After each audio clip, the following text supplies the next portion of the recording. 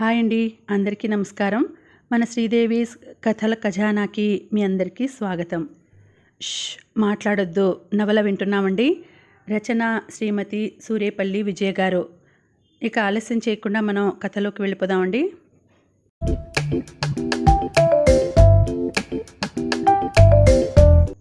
ఓవైపు నుంచి police force, మరోవైపు నుంచి తను వాళ్ళని చేస్ చేయాలి. ఈ ఆలోచనలో అతనుండగానే రైట్ సైడ్ నుంచి ఒక వ్యాన్ వస్తూ కనిపించింది. వ్యాన్లో భార్గవ, మరో ఇద్దరు మనుషులు ఉన్నారు. ఆ ఇద్దరు జేమ్స్ డేవిడ్ తాలూకు మనుషులు. సిటీ బ్యాంకును దోచుకోవడానికి ప్లాన్ ఎప్పుడో పూర్తయింది. భార్గవ సిటీ బ్యాంక్ లోపలికి ప్రవేశించడానికి అన్ని మార్గాలు కనుక్కున్నాడు. సిటీ బ్యాంక్ తాళాలకు డూప్లికేట్ చేయించి పెట్టాడు. ఎటు నుంచి వెళ్ళాలి, ఎలా వెళ్ళాలి, సెంట్రీని ఎలా దెబ్బతీయాలి, ఎమర్జెన్సీ అలారం ఎలా ఆఫ్ చేయాలి, స్ట్రాంగ్ రూమ్ ఎలా తెరవాలి లాంటివన్నీ ముందే ప్లాన్ చేసుకున్నాడు. ఈ రాబరీ అయిపోగా తనకు రావాల్సిన 5 లక్షలు తీసుకుని తను వెళ్ళిపోతాడు. ఈ ఆంధ్ర పోలీసులతో తనకు పేచీ వద్దు. అతను మధ్యప్రదేశ్లో ఉండగానే కృపాల్ గురించి తెలుసుకున్నాడు. చాలా భయంకరమైన పోలీస్ ఆఫీసర్ అని, సాఫ్ట్గా కనిపించే రఫ్ ఆఫీసర్ అని విన్నాడు. ఖండబలమే కాక బుద్ధిబలం దండిగా ఉన్న వ్యక్తి అని తెలిసింది. అలాంటి వ్యక్తితో తను జాగ్రత్తగా ఉండాలి. అతనికి లేడీ కానిస్టేబుల్ సరిత గుర్తొచ్చింది. ఆవిడ లేచి ఉంటుందా? స్పృహలోకి రాగానే ఈ విషయం కృపాల్కు చెబితే అసలే చిచ్చర పిడుగు, పైగా డేంజరస్ పర్సన్. తనని అటాక్ చేయడానికి అతనికి 5 నిమిషాలు చాలు. అతనికి చిరాగ్గా ఉంది.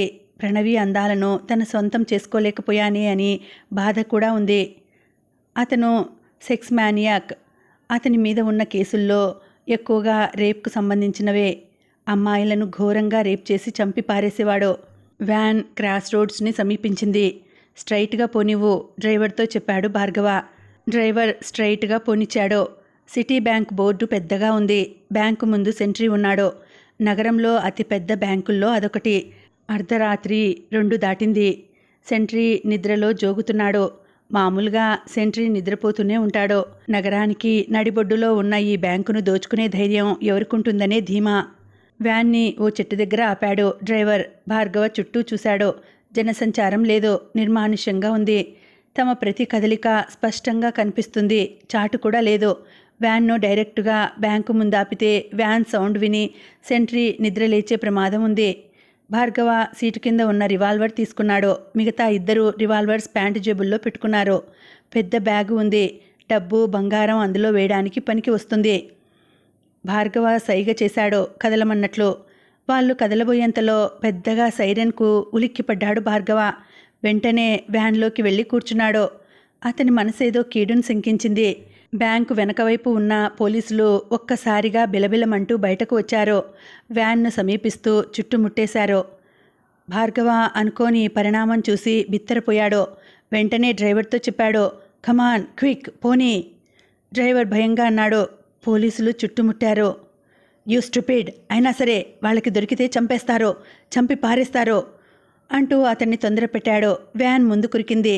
తాము వ్యాన్ని చుట్టుముట్టగానే లోపల ఉన్న మనుషులు సరెండర్ అవుతారని ఎక్స్పెక్ట్ చేసిన పోలీసులు అనుకోకుండా వ్యాన్ను స్టార్ట్ చేసేసరికి కంగారు పడి పక్కకు తప్పుకున్నారు. వ్యాన్ వేగంగా కదిలింది.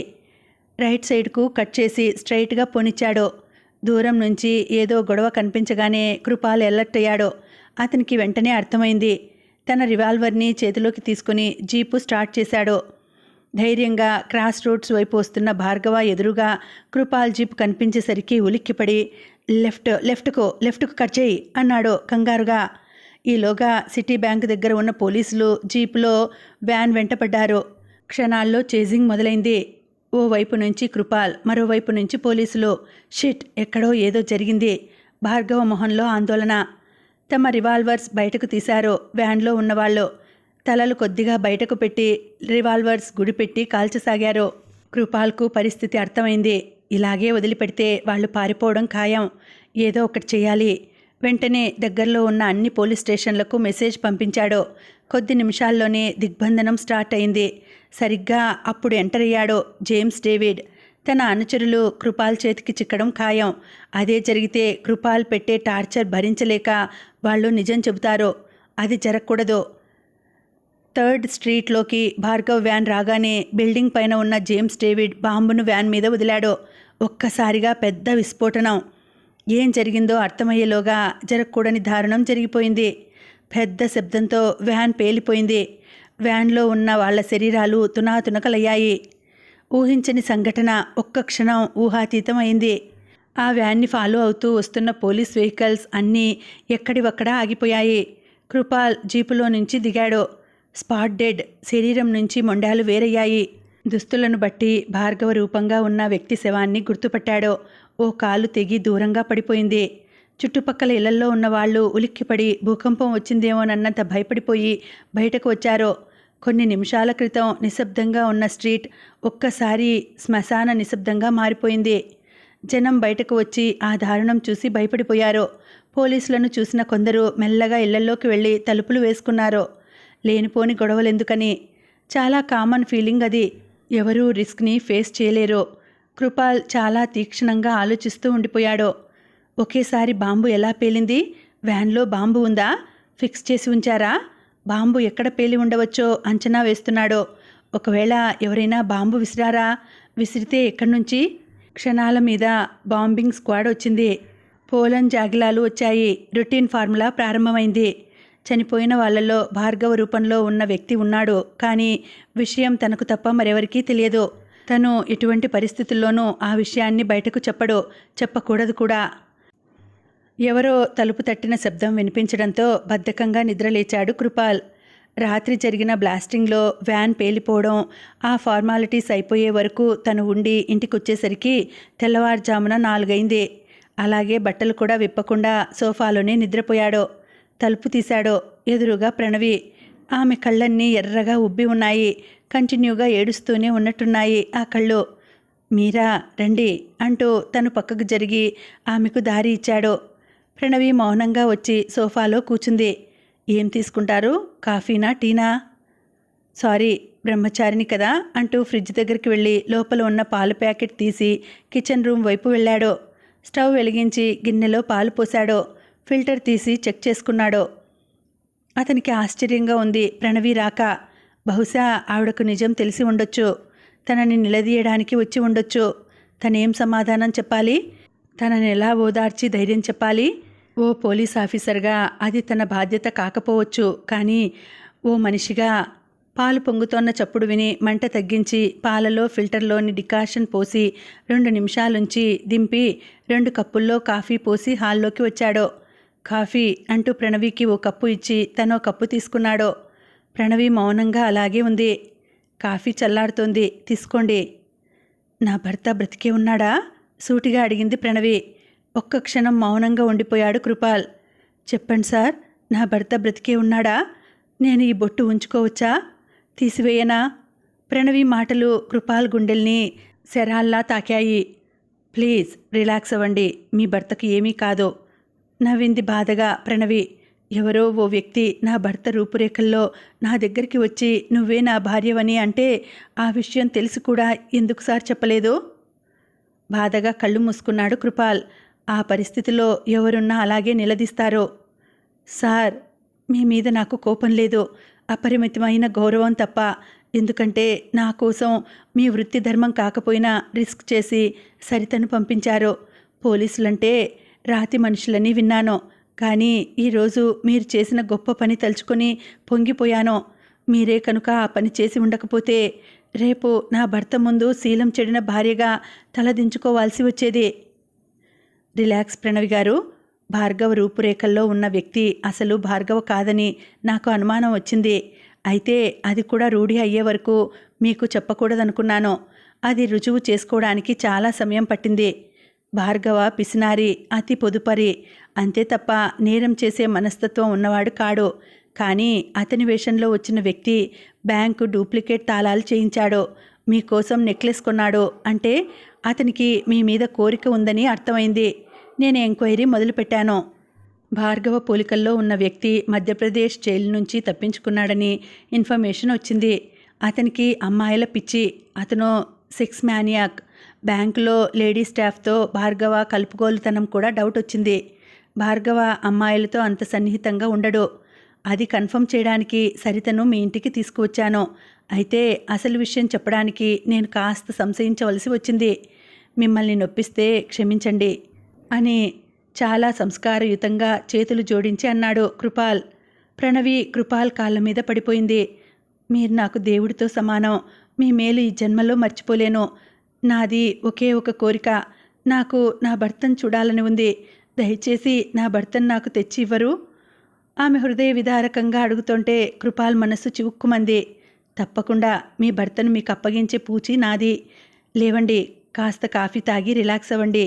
మీ వాళ్లకు కబురు పంపమంటారా? వద్దు, నా భర్త కనిపించడం లేదనే విషయం మన ఇద్దరి మధ్యనే ఉండిపోనీయండి. నా భర్తతో కలిసే తిరిగి నా పుట్టింటికి వెళ్తాను. అప్పటి వరకు ఆయన కోసం ఎదురు చూస్తాను నేను, స్థిరంగా దృఢంగా అంది ప్రణవి. విస్పారిత నేత్రాలతో చూస్తుండిపోయాడు. వాట్ ఏ గ్రేట్ పర్సనాలిటీ అనుకున్నాడు. ఎక్కడో పురాణాల్లో చదివాడు. భర్త కోసం యముడి వెంట వెళ్ళిన సావిత్రి కథ చదివాడు. ఈరోజు భర్త కోసం ఎదురు చూస్తానంటున్న ప్రణవిని చూస్తున్నాడు. ఏ సెంటిమెంట్లు ఎమోషన్స్ లేవనుకున్న కృపాల్ కదిలిపోయాడు. సెంటిమెంట్కు కన్నీళ్లను రప్పించే శక్తి ఉందా? వస్తాను సార్, మీకు అభ్యంతరం లేకపోతే రోజుకోసారి మీకు ఫోన్ చేసి నా భర్త గురించి తెలుసుకుంటాను అంది బయలుదేరడానికి సిద్ధమవుతూ ప్రణవి బయలుదేరబోతుంటే అన్నాడు కృపాల్. మరో విషయం, మీ భర్త భార్గవ రూపంలో మీ దగ్గరికి వచ్చిన వ్యక్తి చనిపోయాడు బాంబ్ బ్లాస్ట్తో. ఆ మాట విన్న ప్రణవి నిట్టూర్చింది. ఆ నిట్టూర్పులో తన జీవితానికి మచ్చ తీసుకురావాలనుకున్న వ్యక్తి చచ్చాడన్న ఆనందం ఉండి ఉంటుంది. జేమ్స్ డేవిడ్ కోపంతో ఊగిపోతున్నాడు.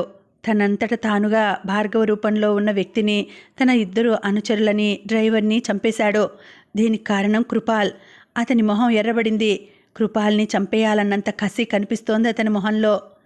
విసుగ్గా అటు ఇటు పచార్లు చేస్తూ ఉండిపోయాడు. ఏదో ఒకటి చెయ్యాలి. తన పేరు వినగానే ఆ కృపాలు ఉలిక్కిపడేలా చేయాలి. పచార్లు ఆపి ఎదురుగా గదిలో ఉన్న కుర్రాళ్ళను చూశాడు. అందరూ బిక్కుబిక్కుమంటూ కూర్చున్నారు. అతను సరాసరి పార్థసారథి ఉన్న గది వైపుకు వెళ్ళాడు. పార్థసారథి కళ్ళు తెరిచాడు. ఎదురుగా James David. Hello doctor, very bad morning. Parthasarathi మాట్లాడలేదు.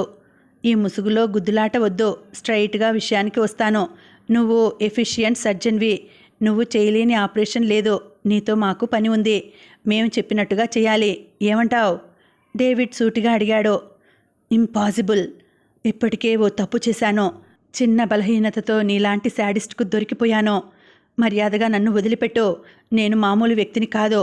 నేను కనిపించడం లేదన్న విషయం తెలిసిన వెంటనే నా కోసం గాలింపు మొదలవుతుంది. నా కూతురు స్టేట్స్లో ఉంది. నా గురించి ఎంక్వైరీ మొదలుపెట్టి అవసరమైతే పోలీస్ డిపార్ట్మెంట్నే కదిలిస్తుంది. కోపంగా అన్నాడు పార్థసారథి. అచ్చా, ఠీక్ హై. ఇప్పుడు నిన్ను వదిలేయాలా? అలాగే పోనీ నీ కూతుర్ని కిడ్నాప్ చేయాలా? ఒక్కసారిగా జేమ్స్ డేవిడ్ మాటలతో ఉలిక్కిపడ్డాడు.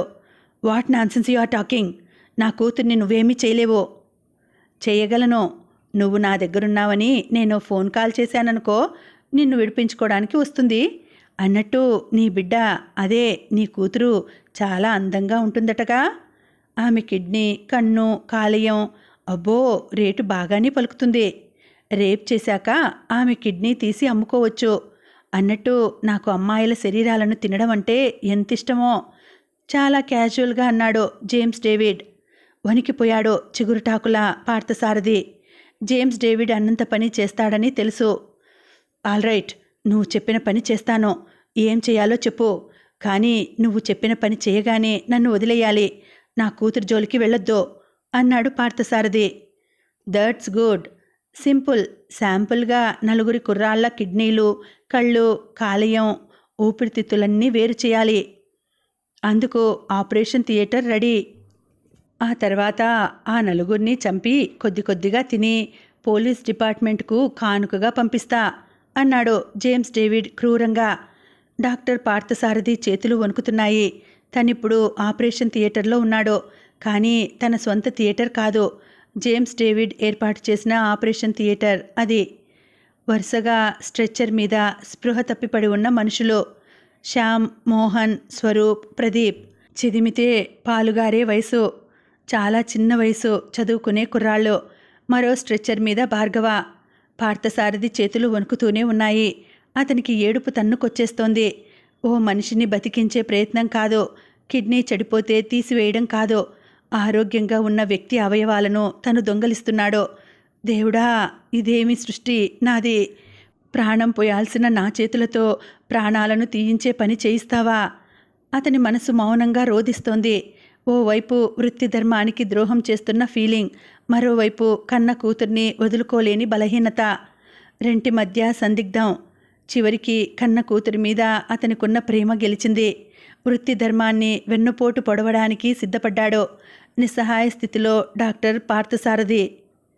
ఇన్స్పెక్టర్ కృపాల్ ఇంటి ముందు వ్యాన్ ఆగింది. వ్యాన్ మీద హోమ్ నీడ్స్ అని పెయింట్ చేసి ఉంది. డ్రైవర్ సీట్లో నుంచి వ్యాన్ దిగాడు జేమ్స్ డేవిడ్. పొడవాటి గడ్డం, మీసాలు, నెత్తిమీద టోపీ. అతని వేషం గమ్మత్తుగా ఉంది. కృపాల్ ఇంటి ముందు వ్యాన్ ఆగడం చుట్టుపక్కల వాళ్ళు చూశారు. కృపాల్ సామాను సూపర్ మార్కెట్ నుంచి తెప్పించుకున్నాడేమో అనుకున్నారు. బ్యాక్ డోర్ ఓపెన్ చేశాడు. బస్తా సంచి కిందికి దించాడు. బస్తా సంచి చివర రక్తపు మరకలు ఉన్నాయి. తననెవరూ గమనించడం లేదనే విషయం కన్ఫర్మ్ చేసుకున్నాడు జేమ్స్ డేవిడ్. ఆ బస్తాను కిందకి దించాడు. అటూ ఇటూ చూసి కృపాల్ ఇంటి ముందు నిలబడి జేబులో నుంచి తాళాల గుత్తి తీశాడు. ఒక్కో తాళం చెవితో ట్రై చేయసాగాడు. 2 నిమిషాల తర్వాత తాళం తెరుచుకుంది. తలుపు తీసి బస్తాను లోపలికి తీసుకెళ్లాడు. బస్తా ముడిని విప్పాడు. లోపల ఓ శవం ఉంది. శామ్ డెడ్ బాడీ అది. చాలా భయంకరంగా ఉంది శవం. అతనికి కళ్ళు లేవు. ఆ స్థానంలో గుంతలు పడి ఉన్నాయి. ఆపరేషన్ అయినట్టు కుట్లు స్పష్టంగా తెలుస్తున్నాయి. ఆపరేషన్ అయిన వెంటనే ఘోరంగా చంపేశారు. శరీరాన్ని కత్తితో చెక్కినట్టు భయంకరంగా ఉంది. హాలు మధ్యలో శవాన్ని వదిలాడు. కిచెన్ రూమ్లోకి వెళ్ళాడు. స్టవ్ ఆన్ చేసి పాలగిన్నె స్టవ్ మీద పెట్టి తాపీగా కాఫీ కాచుకొని తాగాడు. ఫ్రిడ్జ్లో ఉన్న బ్రెడ్ జామ్ తిన్నాడు. కలర్ టీవీ దగ్గరికి వెళ్ళాడు. దానిని శబ్దం కాకుండా క్రింద పడేశాడు. చిన్న శబ్దంతో స్క్రీన్ పగిలిపోయింది. కృపాల్ బెడ్రూమ్లోకి వెళ్ళాడు. జేబులో నుంచి నైఫ్ తీసి పరుపును అడ్డంగా కోసేశాడు. తర్వాత తీరిగ్గా హాల్లోకి వచ్చి టేప్ రికార్డర్ ఆన్ చేసి పాటలు వింటూ కూర్చుండిపోయాడు. ఏమాత్రం తొట్టుపాటు లేకుండా ఉన్నాడు జేమ్స్ డేవిడ్. అరగంట తర్వాత టెలిఫోన్ దగ్గరకు వెళ్ళాడు. కృపాల్ పోలీస్ స్టేషన్ నెంబర్ తిప్పాడు. అటువైపు నుంచి ఫోన్ లిఫ్ట్ చేస్తున్న చప్పుడు. Hello, Kripal this side. Kripal అన్నాడు. హలో. జేమ్స్ డేవిడ్ కంఠం పలికింది. ఎవరు మీరు? తెరలు తెరలుగా నవ్వు వినిపించింది. ఏయ్, హూ ఆర్ యూ? ఎవరంటే నవ్వుతారేంటి? కృపాల్ కోపంగా అడిగాడు. మళ్ళీ నవ్వు. Are you mad? కృపాల్ కంఠంలో కోపం. ఎగ్జాక్ట్లీ. జేమ్స్ డేవిడ్ ఇటువైపు నుంచి అన్నాడు. ఎవరు నువ్వు? ఎక్కడి నుంచి మాట్లాడుతున్నావు? ఏకవచనంలోకి పోయాడు కోపంగా కృపాల్. ఒక్క క్షణం మౌనం. కృపాల్ ఓ కానిస్టేబుల్ని పిలిచి ఫోన్ ఎక్కడి నుంచో ట్రేస్ చేయమని సైగ చేశాడు. హలో, నేను ఫోన్ ఎక్కడి నుంచి చేస్తున్నానో ట్రేస్ చేయడానికి ప్రయత్నించొద్దు మిస్టర్ కృపాల్. ఎందుకంటే నేను ఫోన్ చేస్తున్నది నీ ఇంటి నుంచే. ఒక్క క్షణం స్థానువయ్యాడు కృపాల్. తన ఇంటి నుంచా?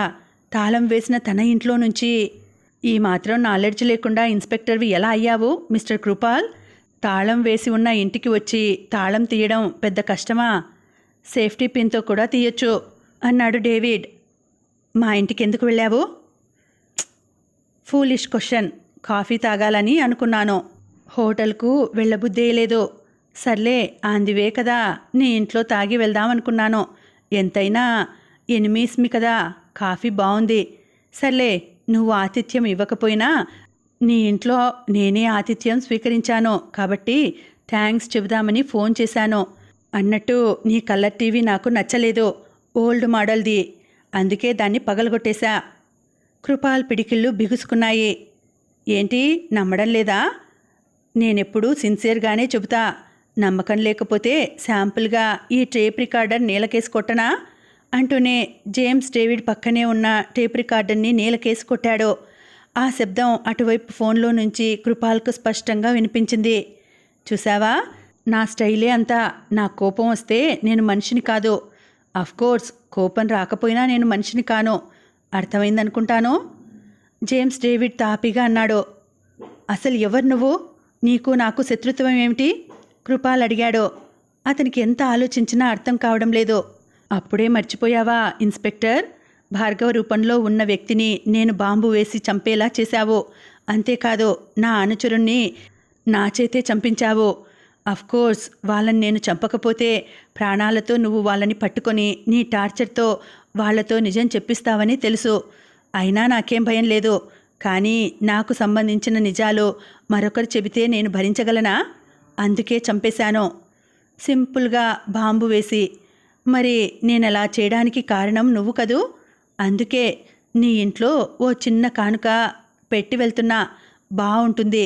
ఫ్రెష్ డెడ్ బాడీ, పైగా కాలేజ్ కుర్రాడిది అన్నాడు డేవిడ్. యూ డెవిల్ అంటూ కానిస్టేబుల్స్ను జీప్ రెడీ చేయమని చెప్పాడు. నువ్వు స్టేషన్ నుంచి ఇక్కడికి రావాలంటే ఎంత లేదన్నా 15 గంట పడుతుంది. ట్రాఫిక్ కదా, అరగంట. No chance. నేను వెళ్తున్నాను అన్నట్టు తలుపు దగ్గరగా వేసి వెళ్తున్నాను. దొంగ విధవులుంటారు, జాగ్రత్త. బాయ్. ఫోన్ పెట్టేసి వైరు పీకేశాడు. తాపీగా లేచి బయటకు వచ్చి డోర్ దగ్గరగా వేసి వ్యాన్ దగ్గరకు వెళ్ళాడు. వ్యాన్ స్టార్ట్ చేస్తుండగా ఓ వ్యక్తి వచ్చి క్యూరియాసిటీతో అడిగాడు, లోపల ఇంతసేపు ఏం చేశారు? టీవీ టేప్ రికార్డర్ పగలగొట్టి ఓ శవాన్ని సరిగా సెట్ చేశాను అని చెప్పి వ్యాన్ స్టార్ట్ చేశాడు. అవతల వ్యక్తి మొహంలో రంగులు మారాయి. ఏమిటో గొనుక్కున్నాడో బయటకు వినిపించకుండా. సరిగ్గా 15 గంట తర్వాత జీపు కృపాల్ ఇంటి ముందు ఆగింది. ఈ 15 గంట టెన్షన్గా గడిపాడు కృపాల్. కథ కొనసాగుతుంది. మళ్ళీ వచ్చే వీడియోలో కలుసుకుంటానండి. అంతవరకు సెలవు. నమస్తే.